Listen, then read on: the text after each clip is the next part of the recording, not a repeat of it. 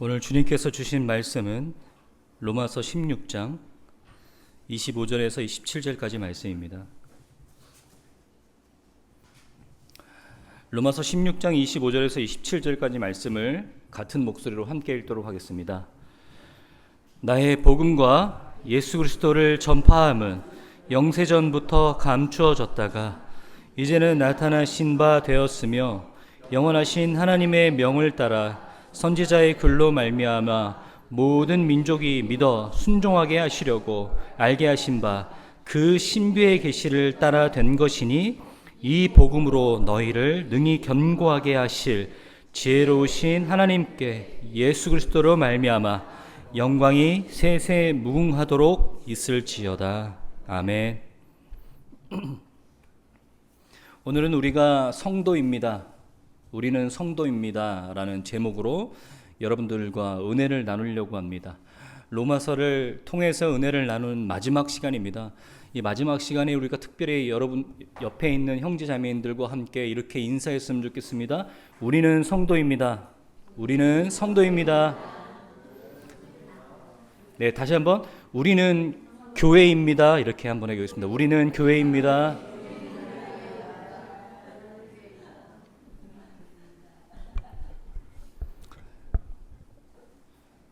오랫동안 서로 알고 지낸 사이에서도 이렇게 어색하게 인사를 하시니 성도가 늘어나고 교회가 커지면 어떻게 했습니까? 오늘 로마서 16장에 오기까지 로마서를 함께 나눴습니다. 여러분은 어떠하셨나요? 저는 개인적으로 작년 10월부터 지금까지 대략 한 7개월 반에서 8개월가량 로마서를 여러분들과 함께 나눴는데, 여기 계신 어떤 분들은 일주일에 한 번 로마서를 펼쳐보셨겠지만 설교를 준비해야 되는 저 입장에서는 8개월 내내 로마서 함께 했습니다.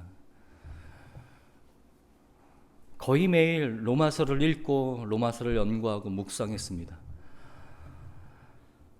저에게뿐만 아니라 여러분들에게도 하나님께서 동일한 은혜를 부어주셔서 이 로마서가 우리에게 도전하고 있는 하나님의 말씀, 우리 가슴속에 남아있어야 될 그 복음의 말씀들이 살아서 역사하여 여러분의 삶을 변화시킬 수 있는 능력이 되시기를 주님의 이름으로 축원합니다. 저는 이 로마서를 통해서 제 자신을 되돌아보며 또 교회를 되돌아보고 또 여러분들 한 명 한 명의 얼굴을 되돌아보는 그런 시간이 되었습니다. 오늘 로마서 16장은 사실 로마서에서는 가장 외면받는 장입니다. 우리가 로마서 16장까지 있다고 하지만 로마서 16장까지는 잘 읽지 않습니다. 로마서 15장까지 읽고 16장의 대충의 구성 요소를 보면서 건너뛰기 1수인 그런 장소입니다. 이 로마서 16장은 마치 우리가 영화를 끝까지 보고 있다 보면 잔잔한 감동의 여윤을 느끼기 위해서 영화가 끝났는데도 앉아있다 보면 엔딩 크레딧이 올라갑니다. 그 엔딩 크레딧과 같은 그런 구조를 담고 있는 것이 로마서 16장입니다. 바울이 마지막으로 너희 형제들에게 문안하라 라고 하면서 그가 마음속에 있는 성도의 이름을 한 명 한 명 불러가며 그에게 문안해라, 안부를 전해주라, 그가 잘 있는지 내 인사를 좀 전해주라 라고 이런 이야기들을 하는 장면들이 있습니다. 여기에 보면 여러 가지 이름들이 등장합니다. 또 그 이름들이 등장할 때마다 바울이 소개하는 내용도 각기 다릅니다. 오늘 이 내용을 가지고 마지막 여러분들과 함께 로마서를 은혜를 나누시길 바랍니다. 은혜를 나누길 되길 바랍니다. 오늘 로마서 16장에 보면 바울이 제일 먼저 이렇게 얘기합니다. 내가 갱그리아 교회에 있는 일꾼으로서 우리 자매 베베를 너희에게 추천한다 라고 되어 있습니다. 그 로마서에 추천하고 싶은 이름들 중에 가장 먼저 우리 자매 베베가 등장합니다. 이 베베라는 것은 본문에도 나와 있듯이 여자 성도입니다. 그런데 좀 더 연구를 해보니까 이 베베가 어떤 역할을 했는가, 로마서를 로마교회에 전달했던 사람, 바울이 쓴 로마서를 로마교회에 직접 전달했던 사람으로 기록되어 있습니다. 전달했던 것뿐만 아니라 아마 그들 앞에서 대독했을 거라고 생각합니다. 대독했던 것뿐만 아니라 강론했을 거라고 생각합니다. 이 베베 집사는요, 바울이 직접 쓴 로마의 편지를 가져와서 그들 앞에 읽으며 그들이 그 내용을 이해하지 못하고 질문하면 그 답변을 대신했던 역할을 했던 사람입니다. 너희가 주 안에서 성도의 합당한 예절로 그를 영접하고 무엇이든지 그에게 소용되는 바를 도와줄지니 이는 그가 여러 사람과 나의 보호자가 되었음이라. 바울은 이렇게 합니다. 그는 교회의 일꾼이다. 그리고 우리의 보호자다. 이렇게 얘기합니다. 이것의 원어는 지금 우리가 흔히 사용하고 있는 집사, 권사, 사역자, 목회자 통용하고 있는 그런 언어입니다. 그러니까 이 베베 집사는 우리가 생각하는 것처럼 교회의 굳은 일을 맡아 하고 있는 집사의 그런 일꾼인 뿐만 아니라 교회에서 중요한 성경을 강론한다든지 아니면 다른 사람들에게 성경을 교육한다든지 이런 일들을 맡고 있을 거라고 생각합니다. 참 희한한 일입니다. 고대 사회에서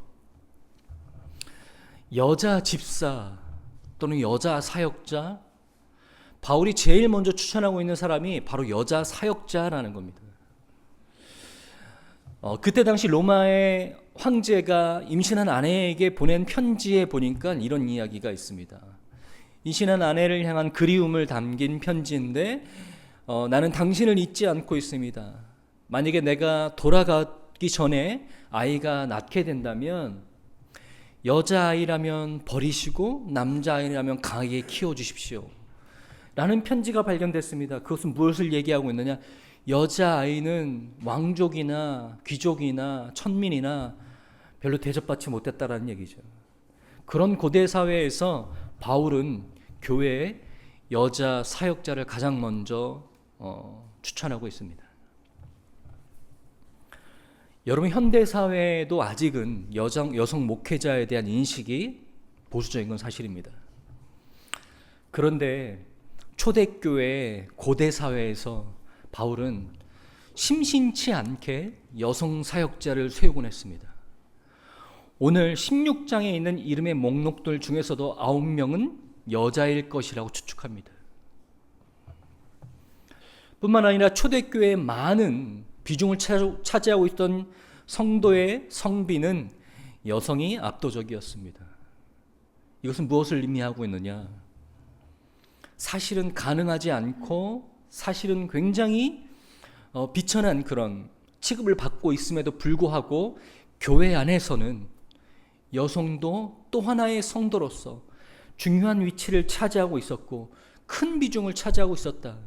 이것은 사회가 어떻게 흘러가든 간에 사회적 인식이 어떻든 간에 교회는 하나님 안에서 모든 성도들이 동등한 위치를 차지하고 있었다라는 것을 의미하고 있습니다. 뿐만 아닙니다. 9절에 보면 나의 사랑하는 스다구에게 문안하라라는 말이 있습니다. 이 스다구는 노예일 것으로 추측하고 있습니다. 노예가 가지고 있었던 전형적인 이름이라고 얘기하고 있습니다. 뿐만 아닙니다. 10절과 11절에 보면 아리스도블로라는 이름과 헤로디온이라는 이름이 있습니다. 이 아리스도블로와 헤로디온은 왕족입니다. 사실 이것이 참 희한합니다. 왕족과 노예와 여성과 유대인과 이방인과 이런 사람들이 한데 모여서 교회를 형성하고 있었습니다. 이 교회는 사회적 가치와 기준과 관념을 뛰어넘어 복음 안에서 하나님께서 한 몸이 되게 하신 하나의 공동체로 이루었습니다. 여러분, 지금 우리가 교회이고 우리가 성도입니다. 우리는 사회적 가치와 기준으로 다른 사람을 평가하고 우리끼리 그룹을 지으며 우리끼리 편을 가르는 것이 아니라 복음으로 말미암아 하나님 안에서 하나가 되어야 되는 성도입니다. 한 공동체이고 가족입니다. 생각이 달라도, 출신이 다르고 배경이 다르고 가진 것이 달라도 아무 상관없이 복음은 우리를 하나로 묶습니다. 이 복음의 능력이 우리 교회 안에서 충만하기를 주님의 이름으로 축원합니다. 개인적 가치와 생각과 이념이 존중되는 이 현대 사회에서 그 어떤 것도 이 복음의 능력을 뛰어넘을 수 없어. 이 복음이 우리 모두를 하나 되게 하는 그런 교회가 되기를 바랍니다. 우리가 복음하고 주님 하지만 우리 안에서 다양한 모습과 다양한 기준으로 서로를 나누고 평가하는 그런 복음의 위력이 전혀 나타나지 않는 교회가 되지 않기를 바랍니다. 이 이름들을, 이 16장에 있는 이름들을 찬찬히 살펴보면서 제가 할 수 있는 최대한의 노력과 연구 자료를 통해서 이 사람들은 어떤 사람들이었는가를 좀 살펴봤습니다. 그랬더니 재밌는 모습이 나옵니다. 지금 한국어 성경에서 읽어봐도 여러 가지 삶의 모습들을 가지고 있는 사람들이 보여지죠. 처음에는 어떤 사람이냐면 브리스길라와 아굴라는 여러분 다들 아실 겁니다. 그러니까 건너뛰어서 이런 이야기가 있습니다. 안드로니고와 유니아는 나와 함께 갇혔던 자다라고 되어 있어요. 무슨 이유에서인지는 모르겠지만 7절에 이 안드로니고와 유니아는 바울과 함께 갇혔던 사람인 것 같습니다. 복음을 전하다가 바울이 복음을 전하는 일을 함께 돕다가 감옥에 갇혔던 적이 있었던 사람이라고 되어 있습니다. 또는 13절에 보면요, 루포라는 사람이 나옵니다. 이 루포라는 사람은요, 여러분 혹시 아십니까? 이 루포라는 이름이 생소하시죠? 근데 성경에 한 번 더 나옵니다. 혹시 아세요?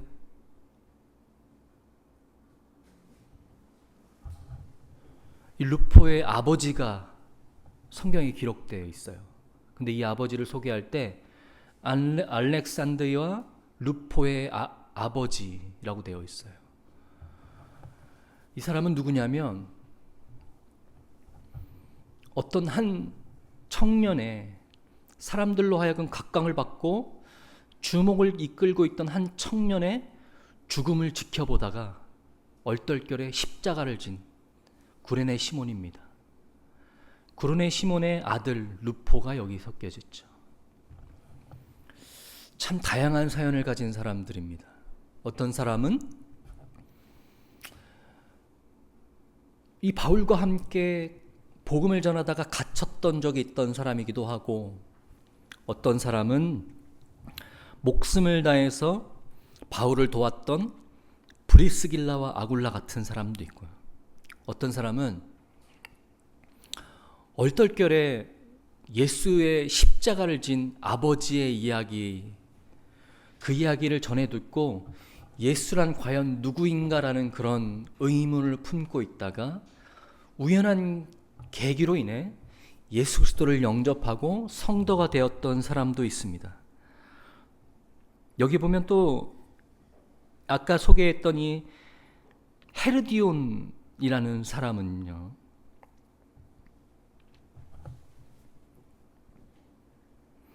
15절에 보면요, 네레오라는 사람이 있습니다. 네레오. 15절에 이 네레오라는 사람은요, 어떤 배경을 갖고 있냐면 로마 황제 네로가 로마 시내에 불을 지르고 그 혐의를 유대인들에게 덮어씌웁니다. 유대인 크리스찬들에게 덮어씌우죠. 많은 유대인 크리스찬들이 죽임을 당합니다. 그때부터 본격적으로 이 크리스찬들의 학대를 받기 시작합니다.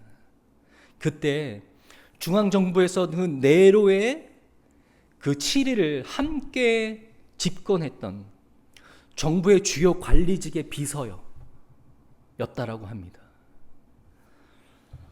그랬던 사람이 지금 로마 교회에서 교회의 성도가 되어 있습니다. 교회 일원이 되어 있어요.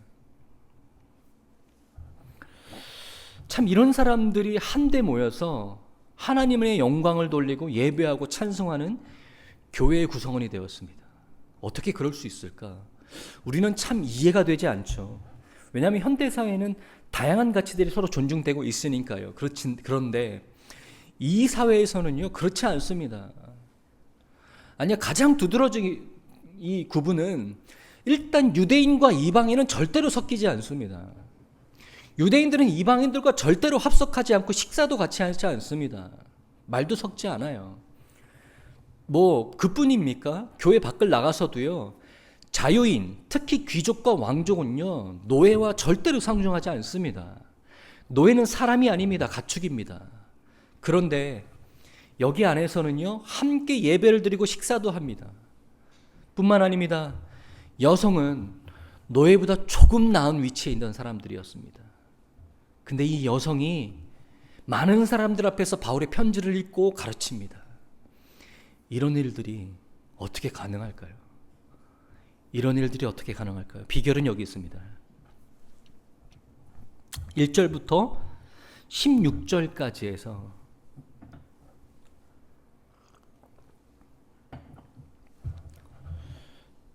주 안에서, 그리스도 안에서, 예수 안에서라는 말이 10번이나 반복됩니다.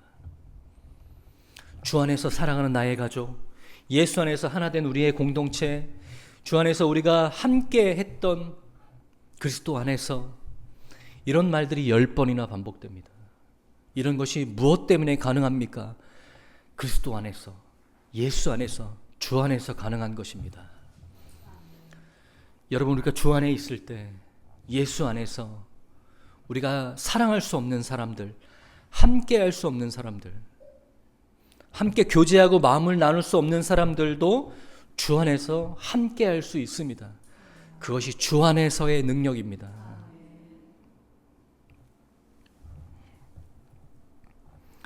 주 안에서 이 사람들은 함께 하나가 되었습니다. 그러면서 마지막으로 이 바울의 편지에 이름을 장식하고 있는데, 여러분 혹시 기억하십니까?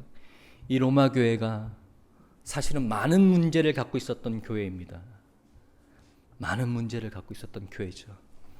바울은 로마 교회를 한 번도 방문해 본 적이 없습니다. 이전까지는요.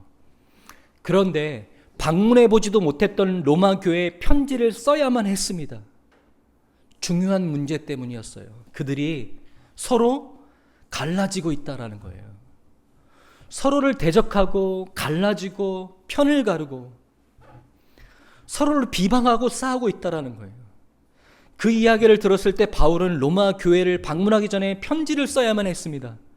마음이 아팠습니다. 네, 교회는 문제가 없을 수는 없어요. 모든 교회는 문제가 다 있습니다. 바울이 세운 교회도 문제가 있는데요. 그런데 바울의 마음을 안타까우게 했던 것은 뭐냐면 교회의 갈라짐이었어요. 교회 갈라짐. 예수 그리스도가 십자가에 못 박혀 죽으셨을 때 휘장이 둘로 갈라졌습니다. 모든 막힌 담을 허셨어요. 하나님 앞에 나아가는 모든 장벽을 허무셨습니다. 이것은 모든 사람이 대제사장의 역할을 감당할 수 있는 위치에 올라섰다라는 의미도 있지만, 어떤 사람도 주님 앞에서 어떠한 장막도 존재하지 않는다라는 것을 의미하기도 합니다. 그래서 그리스도의 찢겨진 몸을 통과한 모든 크리스찬들은요, 하나님 안에서 어떠한 장벽도 존재하지 말아야 되는데, 성령으로 하나 되어서 하나의 공동체를 이룬 이 교회가 점차 자기 안에서 사회가 가지고 있었던 가치와 관념을 통해서 갈라지기 시작하는 것입니다. 그럼 그렇지. 내가 처음에는 잘해보려고 그랬는데 도저히 상대하면 상대할수록 이 인간들은 상종하기가 힘들어. 이 이방 것들은 내가 아무리 참고 참아봤자 도저히 변하지 않아. 내가 생전 태어나서 노예 신분을 갖고 있는 사람이랑 밥을 같이 먹었는데, 야, 곤욕이다. 나 매주마다 식사 자리에 있을 때마다 참 이게 밥을 입으로 먹는지 코로 먹는지 누르고 내 직분 생각하고 내 신앙 생각하면서 참고 참았는데 도저히 안 되겠나 봐요. 로마 교회가 갈라지기 시작했습니다. 그들의 생각과 그들의 신분과 그들의 출신대로 갈라지기 시작했습니다. 그 모습을 본 바울이 로마 교회에 편지를 썼습니다. 그들의 그 갈라짐, 그들의 그 분열, 이것을 치유할 수 있는 처방전, 이 심각한 병을 치료할 수 있는 유일한 약은 복음뿐이라고 생각을 했습니다. 그러면서 그들에게 당신들이 교회를 형성하기 이전에 처음 믿어 마음으로 잃었던 그 믿음, 그것이 어떤 것인지 여러분 기억하십니까? 여러분들이 영접했던 그 복음의 내용이 어떤 것인지 기억하십니까? 여러분이 지금 이렇게 공동체를 이루어서 서로 하나님께 예배하며 찬양할 수 있었던 그 이유가 뭔지 아십니까? 라고 복음을 소개하며, 자, 내가 이것을 여러분들에게 이름은 여러분들에게 다시 상기시켜 복음의 능력이 여러분들과 함께 하기를 원하기 때문입니다. 라고 이 말을 로마서 1장의 처음과 16장의 마지막에 수미상관 구조, 머리와 꼬리에 함께 동일한 의미를 담아서 우리에게 강조하고 있습니다. 여러분, 오늘 2025년 살고 있는 한국교회에 있는 성도 여러분들에게도 저희가 묻습니다. 복음으로 말미암아 하나 되어 이 자리에 하나님께 예배하며 한 가족이 된 우리 분당 침례교회 성도 여러분들은 복음으로 말미암아 살고 있습니까? 복음이 내 삶의 능력이 되어서 내가 할 수 없고 내가 뛰어넘을 수 없는 그 모든 장벽과 모든 생각들도 복음으로 말미암아 하나 되게 하셨습니까? 아무도 아멘을 하지 못하시는 이 상황은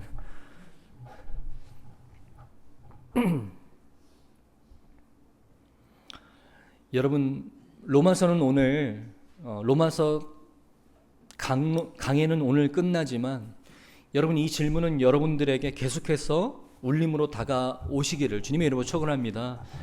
과연 내가 복음을 내 삶의 영역에서, 무대에서 담아내고 있는가?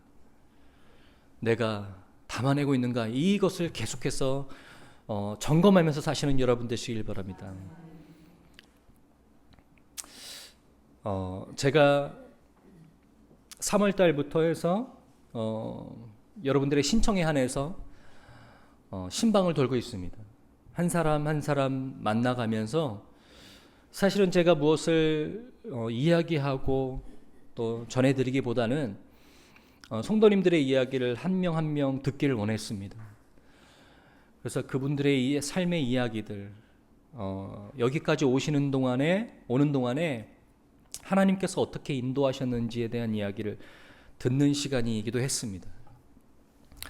저한테는 굉장히 의미 있는 시간이었습니다. 그분들의 이야기를 들으면서 참 많은 생각이 들었습니다. 참 나뿐만 아니라 여기 계신 모든 분들이 참 신앙이라는 이름으로 한데 모였지만 참 웃는 날보다 우는 날이 많았고, 좋은 날보다 아픈 날이 더 많았고, 사실은 세상 사람들에게 내세울 수 없는 그런 비참한 자리까지도 내려가면서 내가 과연 이 신앙을 유지하는 것이 맞는 것인가라는 의문이 들었지만, 어찌어찌 이해되지 않는 상황 속에서도 하나님의 강하신 팔로 인해서, 하나님의 그 붙드심으로 인해서 내가 여기까지 성도의 자리를 지키고 있는 그들의 고백을 한 명 한 명 들어오면서 어떤 때는 마음이 무거워지기도 하고, 어떤 때는 감격이 되기도 하고, 어떤 때는 또 웃음이 지어지기도 했던 그런 순간들이 있습니다. 로마서 16장의 이름들, 바울이 나열한 이름들을 보면서 저도 여러분들의 한 명 한 명의 얼굴들을 떠올렸습니다.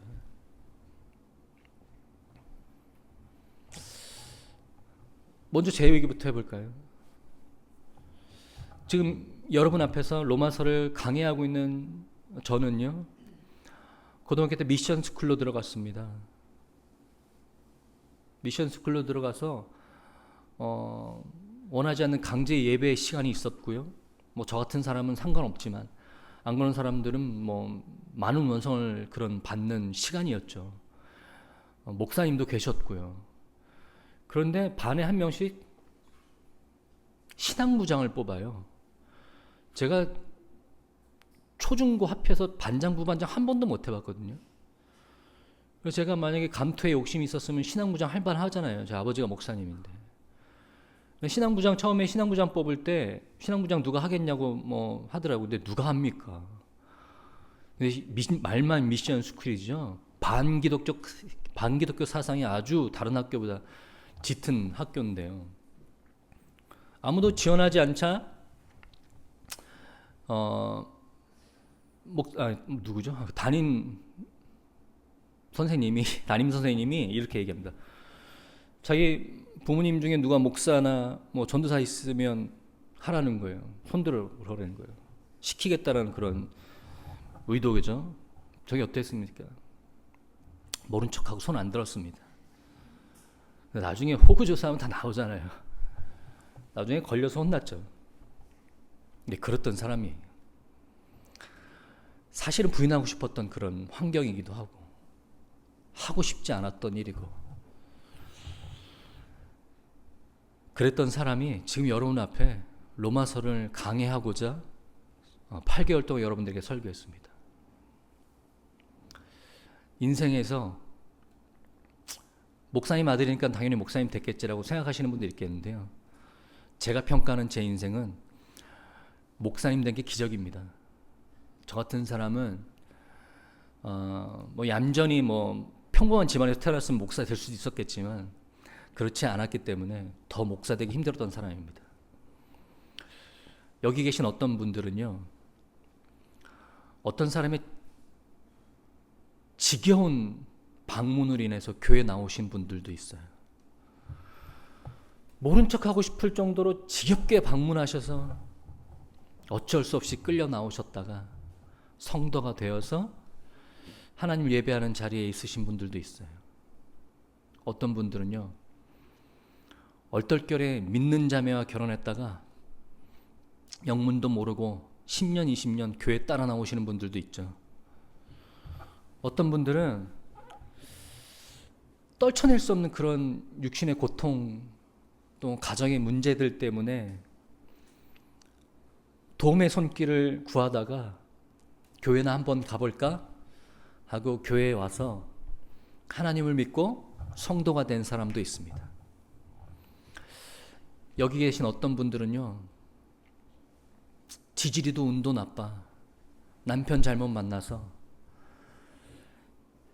이 신앙을 갖는다라는 이 환경이 다른 사람은 비교할 수 없는 아주 열악한 상황에서 신앙을 지키며 눈물로 기도하고 교회를 도피처로 삼아 살아왔던 인생이 대부분인 성도들도 있고요. 또 어떤 사람은 내가 여기까지 오는 동안에 어떤 일이 있었는지 이해할 수 없는데, 또는 설명하기도 힘든데 어찌어찌 하다 보니까 뭐 몇 년째 교회에 앉아서 예배 드리는 사람. 또 어떤 분들은요, 일주일 동안 직장 생활하는데 얼마나 힘듭니까? 그런데 주말도 마다하지 않고 다른 사람 찾아가서 문 두드리고, 좀 걱정되는 사람이 눈에 띄면 다음 주에 찾아가서 신방하고 기도하고 함께 울고,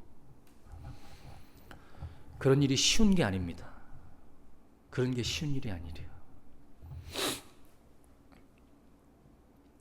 어떤 분들은 자기가 할 수 있는 최선의 일, 물신양면으로 열심히 후원하고 또 도와주고 필요한 것이 있으면 채워주고 교회에 필요한 것이 있으면 또 헌물하기도 하고 이렇게 해서 섬겼던 사람들도 있습니다. 어떤 사람은요, 앞에 있는 목사 힘들까 봐 자기는 더 힘든 일을 하면서 그 멀리서 직장생활 하면서 그 일주일에 한두 번 쉬는 시간 저 안쓰러워서 음식 하루 종일 만들어서 갖다 주시는 분이 있어요. 한 주가 멀다고 음식을 갖다 줘서 이게 네 그릇인지 내 그릇인지 나중에는 헷갈려갖고 뭔 그릇을 갖다 줘야 되는 건지. 참 그런 분들의 이야기를 한 명 한 명 접하고 들으면서 로마 교회가 많은 문제가 있었거든요. 참 이 사람들이 참 복음으로 말미암아 사는 사람들이 맞나라는 생각이 들 정도로 많은 문제가 있었음에도 하나님께서 그들을 한데 묶으시고 건면하시고 그들을 교회라고 칭하시고 복음 안에서 그 신비로운 복음의 능력 안에서 그들을 하나님의 능력으로 키워내십니다. 하나님의 성도다운 삶의 능력으로 키워내시는 한 가족으로 만드십니다. 우리의 인생도 실패할 때도 있고 또는 웃는 날도 있었을 것입니다. 힘든 날도 있고 또는 좋은 날도 있었을 것입니다. 그런데 하나님께서 우리의 인생 가운데 복음으로 이 자리까지 세우셔서 한 가족으로 한 교회로 세우신 하나님의 능력이 우리를 이 자리까지 인도하시고 붙들어 주셨다라는 것. 내 생각으로는 이해할 수 없고 때로는 원망 가운데 하나님 앞에 차마 입을 뗄 수 없는 그런 세월이 지속됐음에도 불구하고 이 성도라는 이름을 유지하고 있는 우리의 삶, 나는 다 이해할 수 없어도 뭔지 모르는 하나님의 능력이 나를 붙들고 있다라는 그 막연한 확신, 이것이 지금 우리가 성도이고 교회라는 이름으로 이 자리에 모여서 예수님의 몸된 자리를 함께하고 있습니다. 제가 이 성도님들의 하나하나의 이야기를 마음속에 담아가면서 한 성경 말씀이 떠오르더라고요.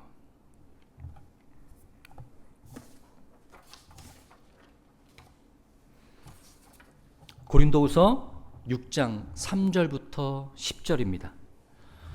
제가 천천히 읽어드릴 테니까요, 잘 한번 따라와 보세요.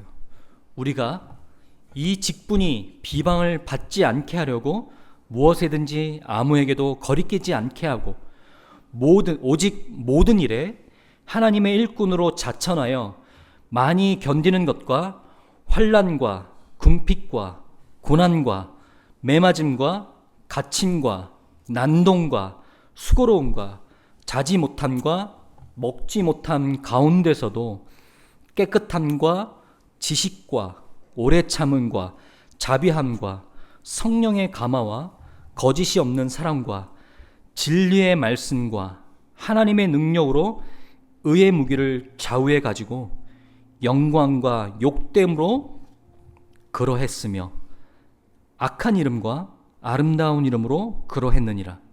우리는 속이는 자 같으나 참되고 무명한 자 같으나 유명한 자요, 죽은 자 같으나 보라 우리가 살아있고 징계를 받은 자 같으나 죽임을 당하지 아니하고 근심하는 자 같으나 항상 기뻐하고 가난한 자 같으나 많은 사람을 부요하게 하고 아무것도 없는 자 같으나 모든 것을 가진 자로다. 아멘. 이것이 성도입니다.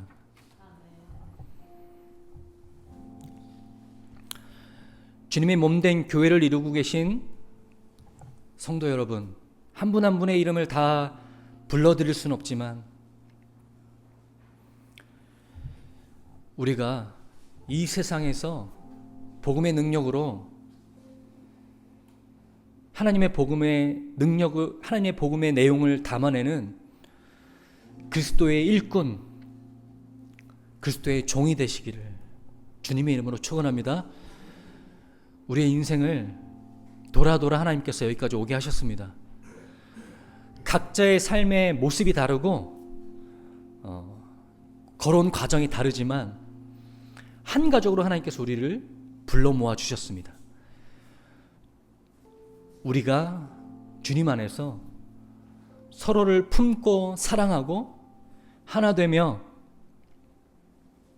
우리의 유익을 구하는 자가 아니라 우리 옆에 있는 형제 자매들, 다른 사람의 유익을 구하며 예수님의 모습을 드러내는 우리들의 삶이 되기를 주님의 이름으로 축원합니다.